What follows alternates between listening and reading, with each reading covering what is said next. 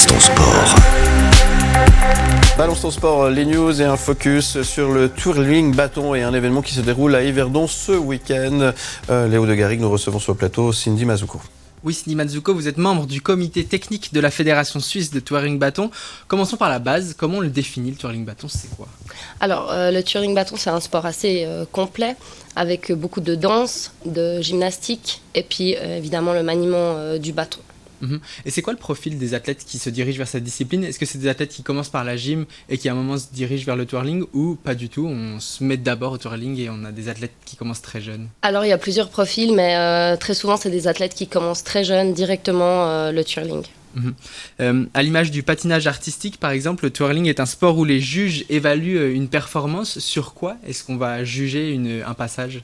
Alors, ils évaluent ça sur des éléments techniques et sur des éléments artistiques. Et il y a deux notes, la note technique, la note artistique qui forment un tout et qui donne une note globale à l'athlète. Et concrètement, il peut se passer quoi pendant un passage ? Il y a différents aspects. Est-ce qu'il y a des passages au sol comme en gym, des passages plus aériens ?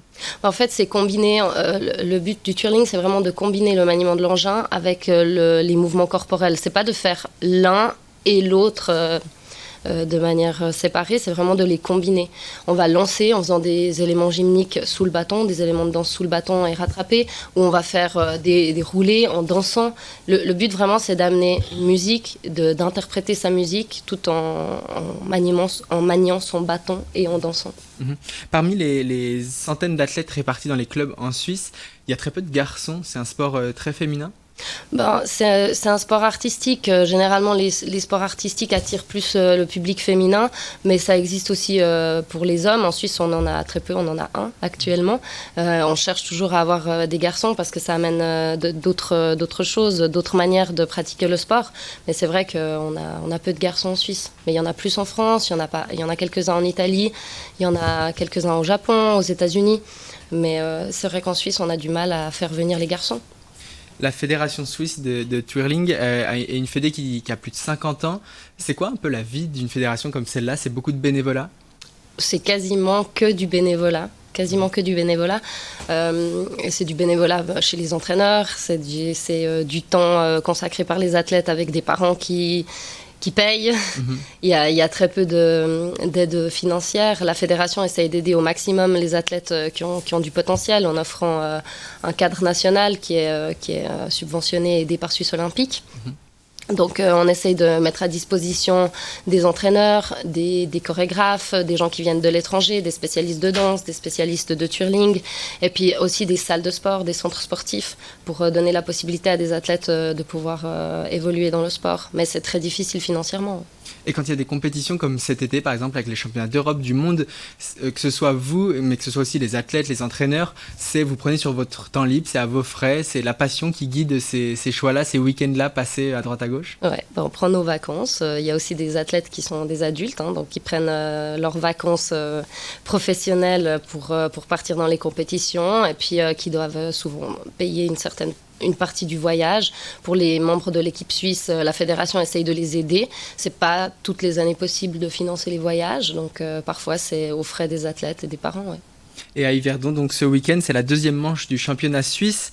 Pour les athlètes du pays, c'est le rendez-vous majeur de l'année, ce championnat, c'est ça qui rythme leur saison ? C'est exactement ça qui rythme la saison, c'est là où tout se joue, les qualifications pour les compétitions internationales. Ce week-end en particulier, il va y avoir une manche de qualification pour la Coupe d'Europe. Les athlètes vont venir se présenter sur un seul passage, ils doivent se qualifier. Donc il va y avoir beaucoup de pression ce week-end, donc c'est un week-end extrêmement important pour eux. Et puis après, il restera les finales, la troisième manche du championnat suisse dans 2 semaines à Lausanne. Donc tout va se passer là ces prochaines semaines, tout va se jouer. Pour conclure, pour ceux qui nous écoutent, qui découvrent sûrement le twirling ce matin, qu'est-ce que vous diriez pour leur donner envie peut-être de venir à Yverdon ce week-end, s'ils ne sont pas trop loin dans la région, pour venir passer 1 heure, 1 heure et demie à venir voir un bout de compétition ? Je leur dirais de venir découvrir un sport qui est ultra divertissant. Le twirling, au-delà du fait que c'est un sport, je pense que c'est un art, c'est un spectacle, c'est de l'interprétation. C'est comme si on va voir une comédie musicale, on peut aller voir un championnat de twirling. C'est des athlètes qui sont passionnés, qui font ça, justement, pas pour de l'argent, juste par passion et envie de montrer le travail qu'ils ont fait pendant toute une année en salle de sport pour se préparer. Donc c'est divertissant, c'est joyeux, c'est rafraîchissant. Il faut venir voir, il faut venir découvrir. Merci beaucoup Cindy Mazzucco. Donc la deuxième manche du championnat suisse de twirling bâton, c'est samedi 20 et dimanche 21 avril du côté d'Yverdon. C'est ce week-end à la Salle des Îles. Allez y faire un tour, c'est gratuit et c'est l'occasion de découvrir une belle discipline.